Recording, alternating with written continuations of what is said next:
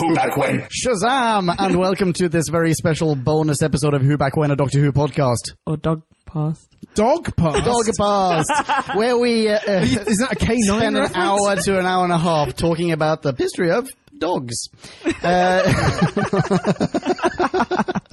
I am Ponken. Yes, I am. And with me in the studio today are, to my left... Drew Back When. But more importantly... I was literally the words I was going to say. Oh my goodness, that is telepathy alert. That is exactly what I was going to say. Do I even need to be here? Oh my god, that's really freaking me out. More importantly, yes, exactly, Marie! Hey! Hello! Whom we are introducing to you officially today. After about 10 episodes.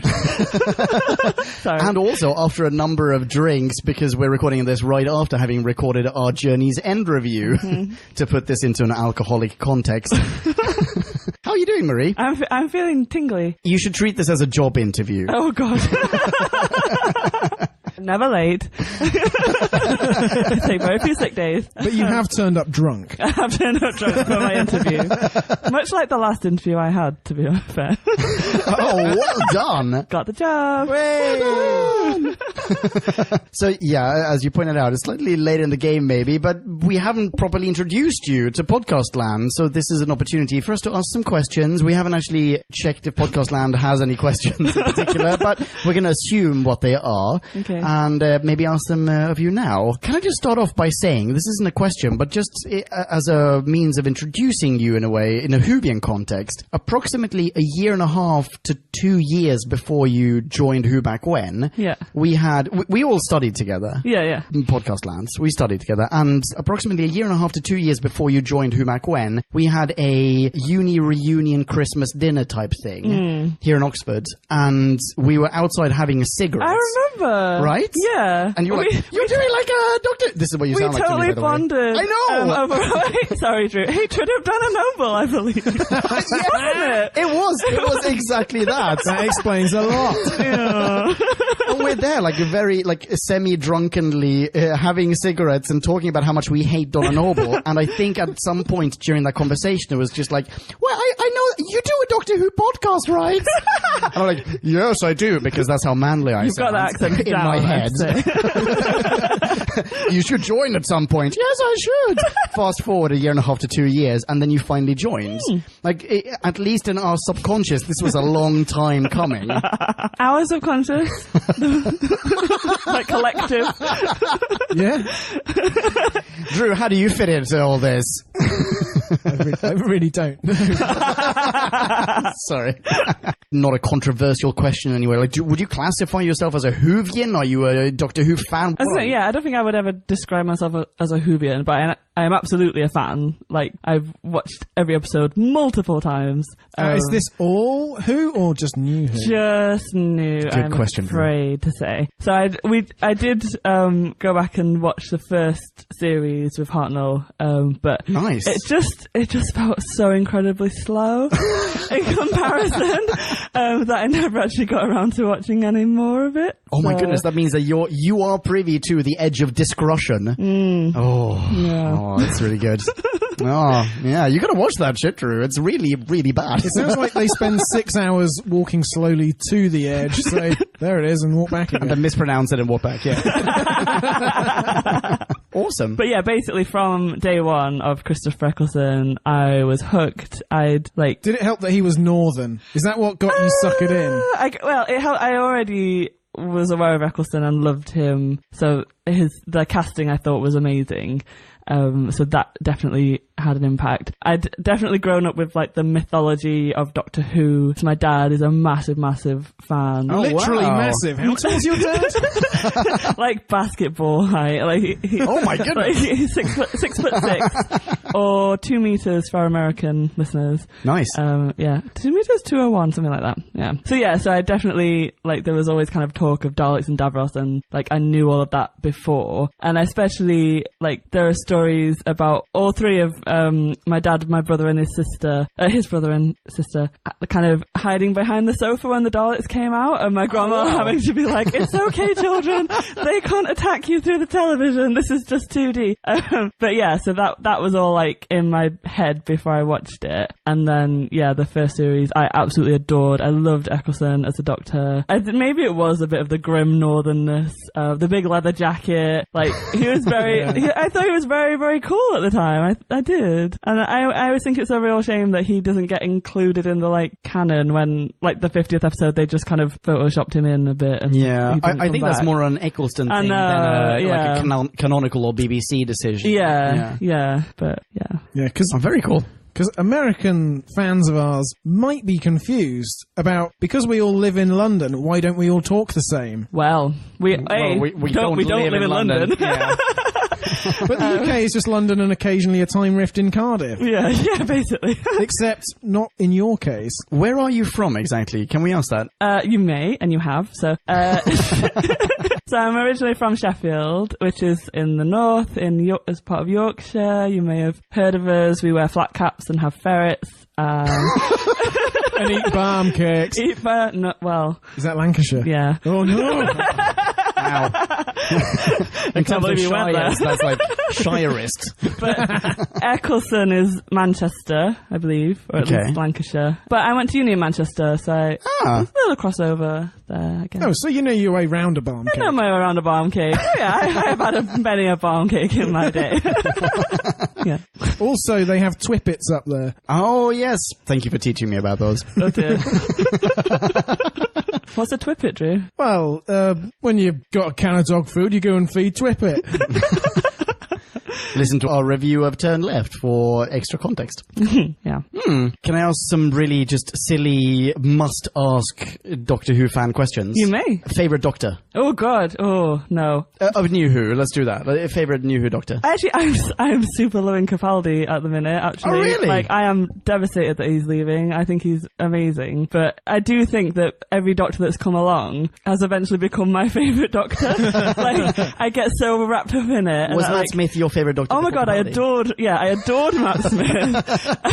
I adored Eccleston. Like, yeah, I just won. Someone's ears aren't burning. What about the guy in between? Well, no, I did.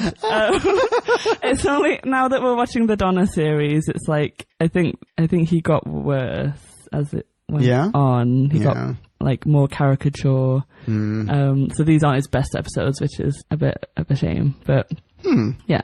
Did you like Hartnell? Yeah, I did actually. Little old grandpa, like, he was very sweet. Would you say he was a bit like a bumbly old Mr. Magoo? Yeah, I think I would. You'll fit in very well. Yes. Yeah, but yeah, no, I really like the kind of having an older Doctor and the kind of harder edge that he brought to it in the first series, and then now that he definitely has lightened up a lot. But also the current series with like the storyline with Bill and he's like being the kind of grumpy old professor and actually taking someone under his wing and teaching them. I think that's a really sweet storyline. I really enjoying that. Yeah. Very nice. Go for it. Your turn. Okay. Well, you've done the favourite Doctor question. Who's your favourite companion? Brackets. So I know me and you are going to disagree on this because we've talked about this before, but I really have a soft spot for Clara. Oh. Isn't she from Lancashire? Wow. Us Northern girls have to stick together. For American fans, again, this is the Wars of the Roses we're talking about. This isn't just a friendly rivalry. Again, I've liked each companion while I was watching them, but then when you go back with the benefit of hindsight, and especially the way we like consume television now, it's all on. It's not a spread apart like a week between each episode. It's just 6 episodes crammed into an afternoon kind of thing, and you get to see all their little annoying foibles like come to the surface. And so Rose's character, I just found really like her entire like dialogue is her going, "What do we do now, Doctor? What like help, Doctor? What's next?" And also she got really like jealous and possessive and weird, and yeah, so I really liked Rose in the beginning. No, let me talk about Rose. I'm going to talk about Rose. Okay, let's hear it. A little bit first. Let's hear introduction. You can do what you like. I'm going to take over. I'm going to talk about Rose. what I liked, if you take yourselves back to 9 years ago, or whenever it was that it started. Everyone lean back. Everyone lean back. Yeah, 9 years ago. Do dreamy music. I love my hairline. And what year was it? Do a Google thing. 2008. Oh, sorry. Wait, what are we asking? I'm asking you. The Eccleston. 2005. 2005. Yeah. Okay. 2005, I looked this up earlier, was the year that Chav entered the Oxford English Dictionary. Really? Yes, it was. Coincidence? It was the year of like Pop Idol and X Factor and all that, and it was basically like you can go from rags to riches, you can do nothing and be famous, and Chavs were like all the rage. I don't know if American viewers are aware of what a Chav is, but it's basically Billie Piper. No, Rose, not Billy. Billy's fine. Billie Piper, our nation's sweetheart. Like, she married this kind of old ginger radio star. Like, it's called Chris Evans, but if you say Chris Evans now, people think of like Captain America. Yeah.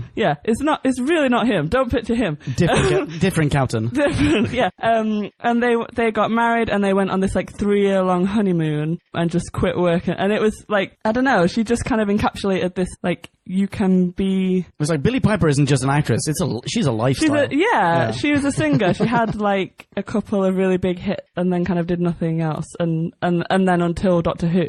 But yeah, I think it was like, oh, I could be her. Like, is really attainable. So a lot of kind of... Because I think I was quite young.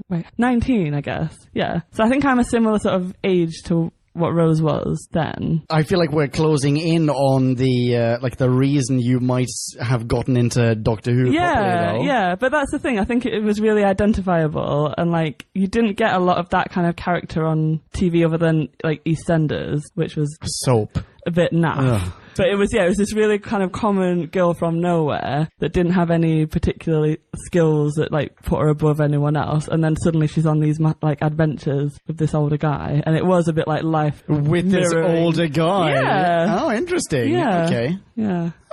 So. Okay. All right. Okay. If you had to cosplay as. Oh. No, wait, I'm not sure where I'm going with this. Tom Baker. Oh, okay, good, cool. Yeah. Knit myself a scarf. Easy. I think a question Podcastland will also have, and we can cover this here. Who is Jim? No. Oh, yes. He just rocked up one day and we never heard from him again. You know who Jim is. Jim was on Blink, wasn't he? He was on Blink. Yeah. Yeah, that's true. He submitted a mini, but... He did a mini. He read it out loud in real time.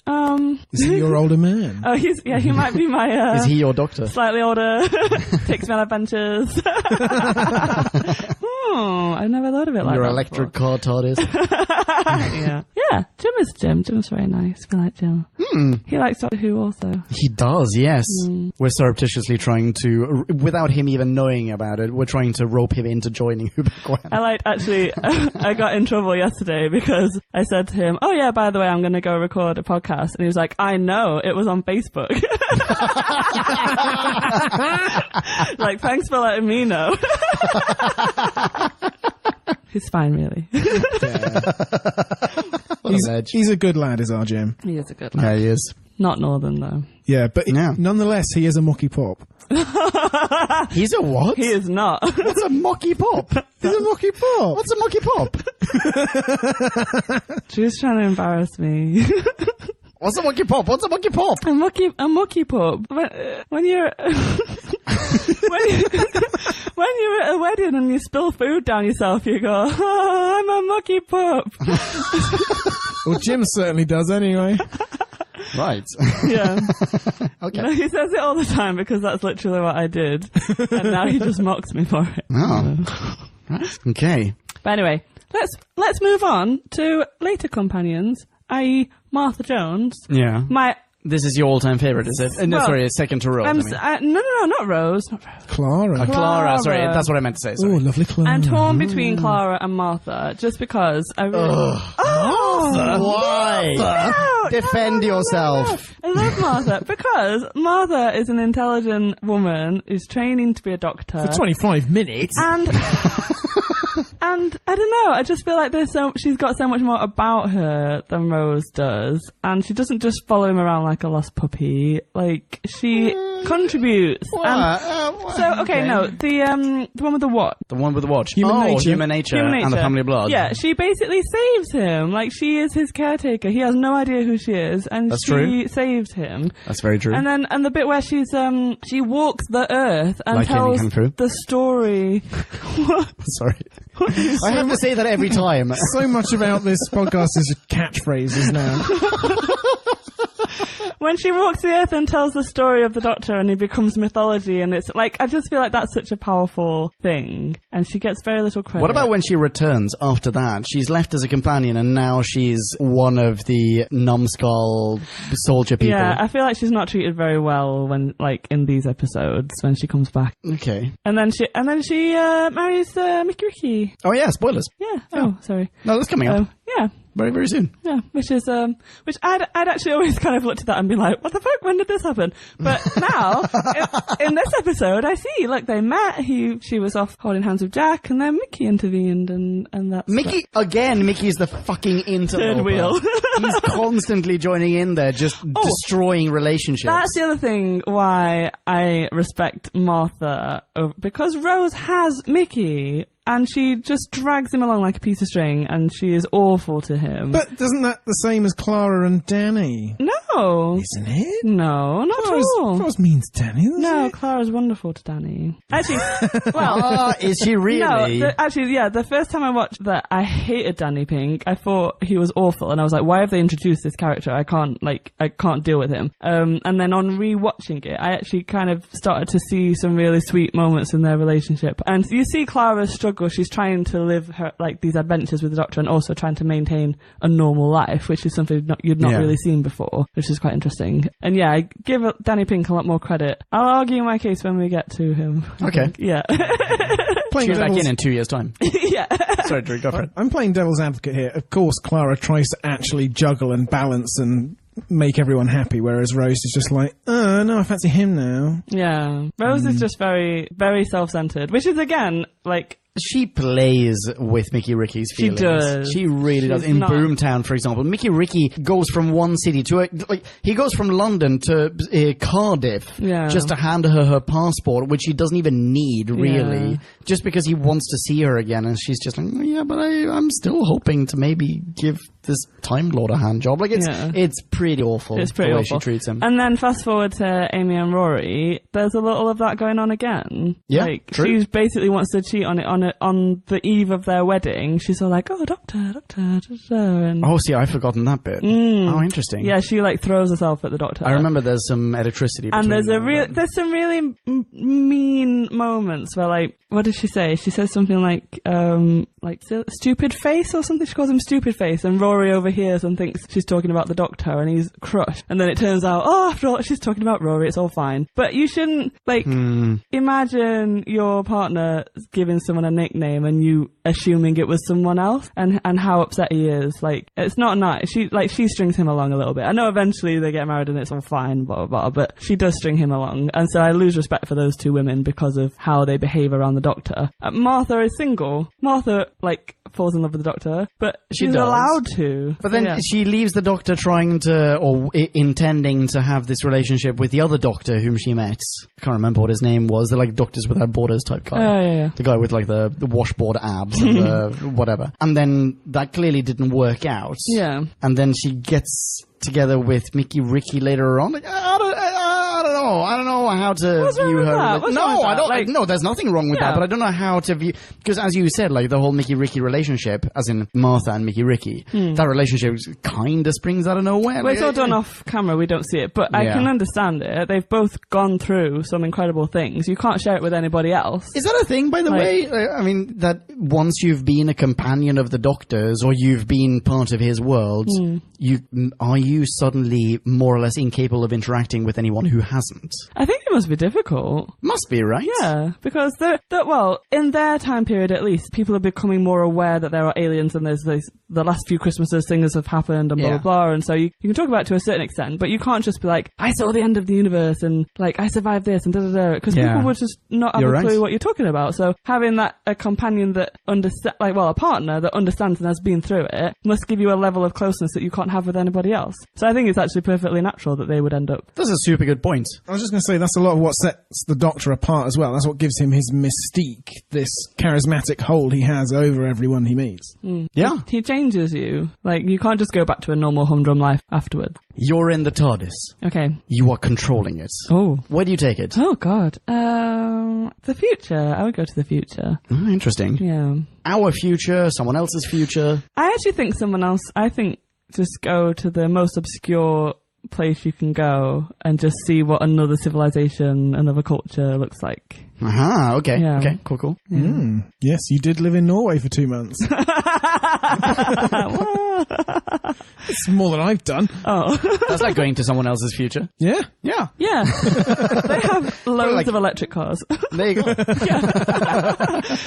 Cool. So you've watched Doctor Who pretty much non-stop since it came back? Yeah. All the way through? Well, no, I did. I'm sorry, Drew. I did skip some of the Donna episodes the first time around. You were...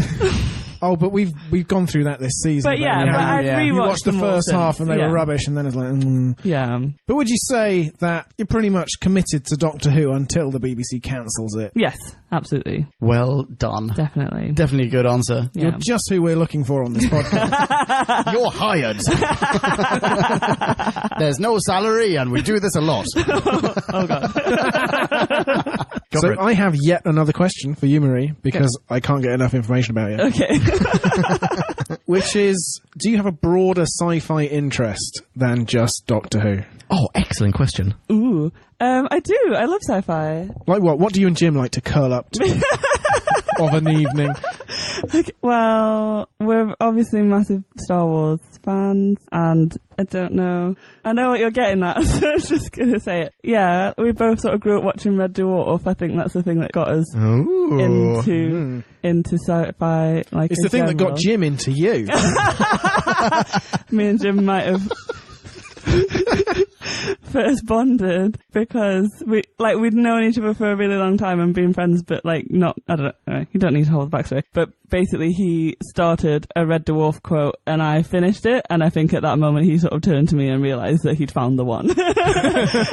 And he never looked back. Was there like a light behind you and said, Dreamweaver? Yeah, basically.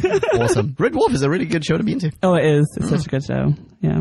They're still making them. Yeah, and you're still watching them. Oh, yeah. That's commitment, Podcastland. Absolutely.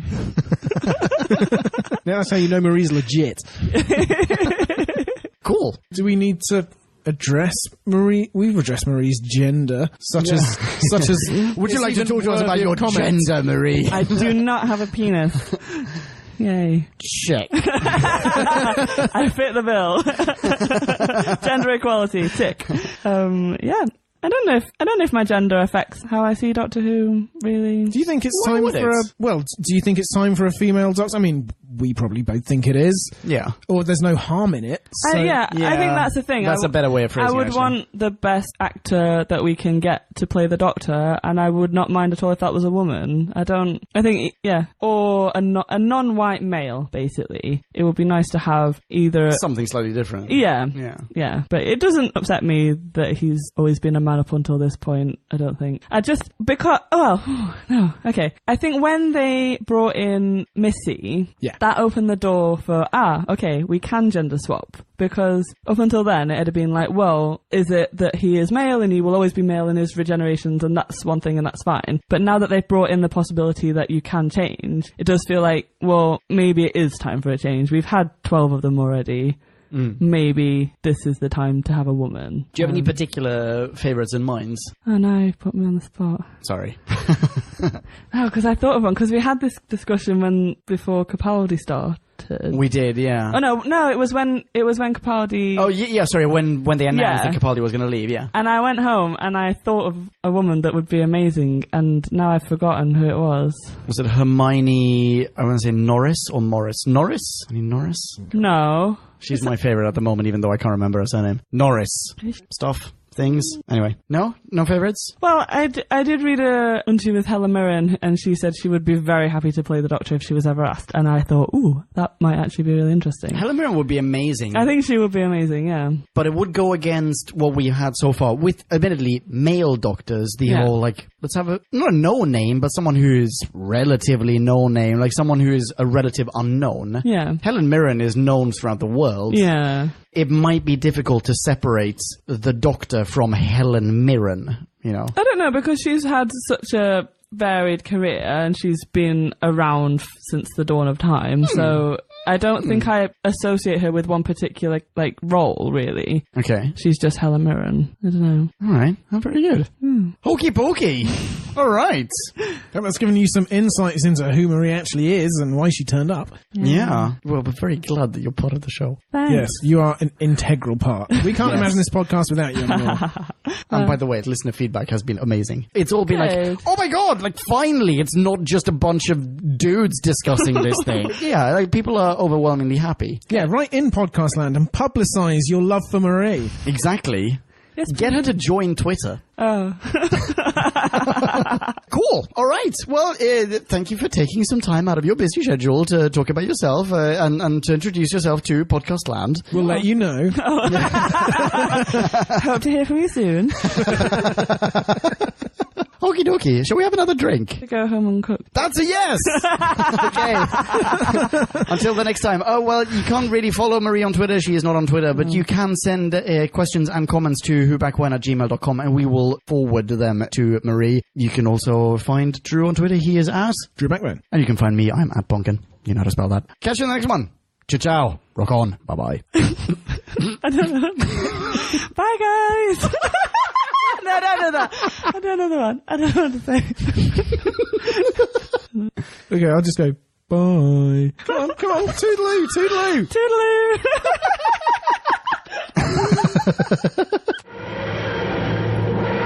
Kablamo! Did you enjoy the show? Then please do what the cosmos compels you to and spread the gospel of Who Back When. Tell your friends. Don't have any friends? No problemo. Tell some strangers. Like us on Facebook. That's facebook.com/Who Back When. All in one word. Are you on Google Plus?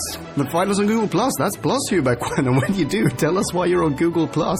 Who Back When just got its very own Twitter account, no lie, so give us a follow. You guessed it, that's @WhoBackWhen, all in one word. Check us out on SoundCloud, vote us up on Reddit, listen to us on Stitcher, and head on over to our website, whobackwhen.com, where you can leave a comment, submit a review of your own, and peruse our visual index of aliens, monsters, and more, which increases in kablamos with every episode. And lastly, give us a rating and review on iTunes. Not only would it make us super chuffed, and it really, really would, but as thanks, we will transmigrate your iTunes nom de plume into the credit list of trailers for fake Doctor Who audiobooks produced by Who Back When.